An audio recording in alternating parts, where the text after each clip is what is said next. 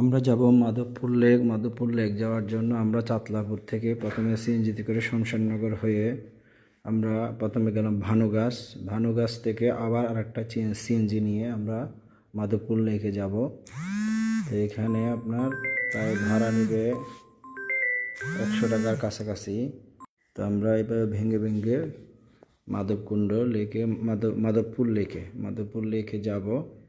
মাধবপুর লেকে যাওয়ার পথে অনেকগুলো চা বাগান পড়ে।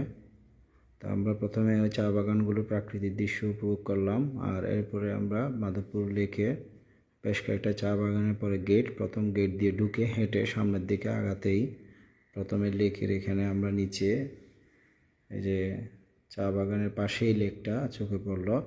আর এখানে কিছু চা শ্রমিকের সাথে আমাদের দেখা হয়, চা শ্রমিকদের সাথে তাদের সাথে কথা বললাম। তারা এখানে কিছু চা পাতা নাড়াচাড়া করতেছিল।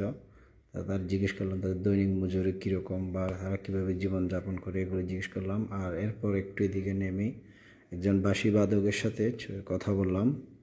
এখানে তার সাউন্ডটা আসে নাই, সাউন্ডটা মিউট করে দেওয়া হয়েছে। আর তার সাথে দাঁড়ায় কতক্ষণ আমরা তার বাঁশি শুনলাম, তার বাঁশির সুরটা বেশ সুন্দর।